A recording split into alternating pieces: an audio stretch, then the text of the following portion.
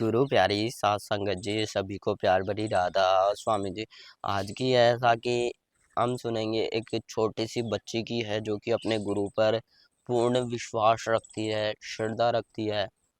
तो यह ऐसा कि शुरू करते हैं। आज की ऐसा कि अम्बाला शहर के एक छोटे से गांव की है। वहाँ एक सत्संगी परिवार रहा करता था। वो परिवार में बाबा जी को बहुत मानते थे और उस परिवार में एक बच्ची भी रहा करती थी। वो भी अपने प्यारे बाबा जी को बहुत मानती थी। वो लड़की डेली शाम को ट्यूशन जाती। एक दिन टीचर ने बच्ची को देर रात तक रुकने को कहा। उस लड़की ने इस बात पर कोई रिएक्शन नहीं दिया, क्योंकि बात पढ़ाई की थी और पढ़ाई से काफ़ी टाइम हो गया था और बहुत रात हो गई थी। तो वो पैदल पैदल अपने घर की ओर जाने लगी। वो जाने लगी। रात का वक्त था और वह बच्ची थोड़ा डर भी रही थी।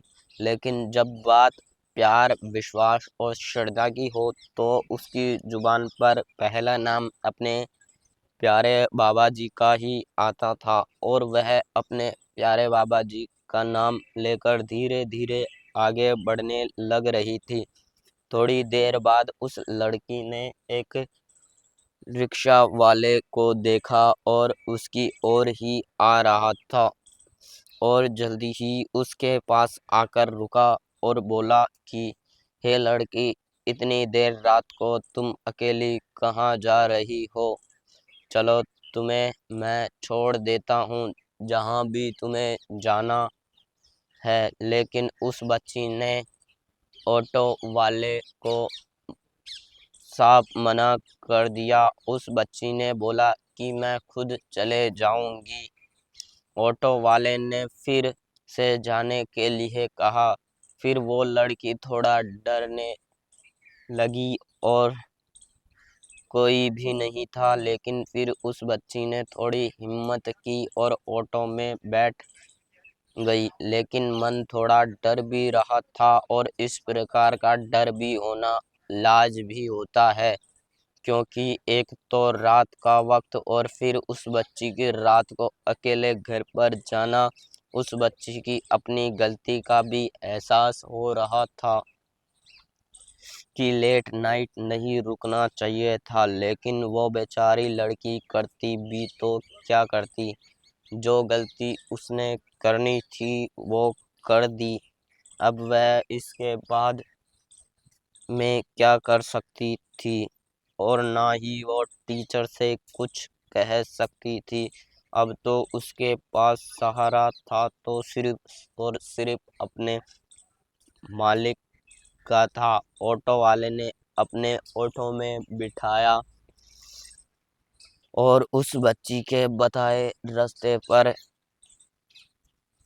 चलने लगा। कुछ समय बाद उस बच्ची का घर आया तो उस बच्ची ने ऑटो वाले से बोला घर कि भैया यहीं रोक दो, मेरा घर आ गया है।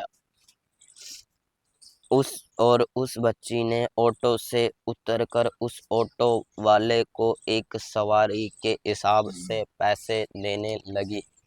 तो इस बात पर वह ऑटो वाला नाराज हो गया। कहने लगा कि यह गलत है, ऊपर से आप कम पैसे दे रही हो। अगर ज़्यादा नहीं देने तो कम से कम 2 सवारियों का दिन के हिसाब किराया ही है वही दे दो। इस पर उस बच्ची ने कहा कि ठीक है, आप थोड़ा सा ज़्यादा ले लो, मैं 2 सवारियों के किराया क्यों दूँ। तो फिर ऑटो वाला कि बेटा, आप एक तो वहाँ से 2 लोग आए हो, ऊपर से किराया भी कम दे रही हो, ये तो गलत है ना। आपके साथ जो दाढ़ी वाले सरदार जी है, इनका किराया कौन देगा?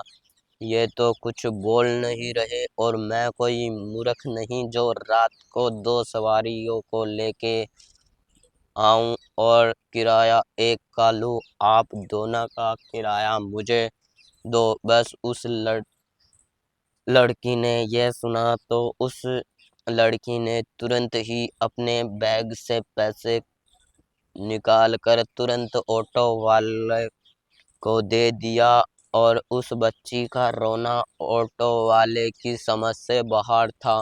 बेचारा ऑटो वाले को तो यह भी पता नहीं था कि वो आज अपने ऑटो में किसे बिठाकर लाया था, लेकिन भले ही वो ऑटो वाला इस बात से बेखबर है, लेकिन वह बच्ची पूरी तरह से जान गई थी कि इतनी सी देर में उसके साथ क्या क्या हुआ। उस बच्ची ने मन ही मन अपने प्यारे बाबा जी को बहुत धन्यवाद किया, क्योंकि वह समझ चुकी थी कि वह ऑटो में उसके साथ कोई और नहीं बल्कि उसके प्यारे बाबा जी उसके साथ उसकी रक्षा करने आए थे और सिर्फ वो उस ऑटो वाले को दिख रहे थे, उनकी दया थी तब वह ऑटो इतनी रात को उस तक आया और ना सिर्फ उस तक आया बल्कि खुद भी उसमें बैठकर उसके घर तक सही सलामत आ गई। और इस बात से वह बहुत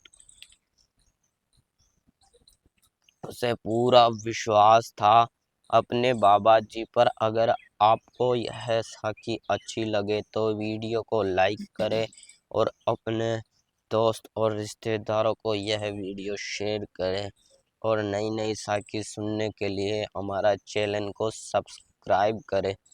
राधा स्वामी जी।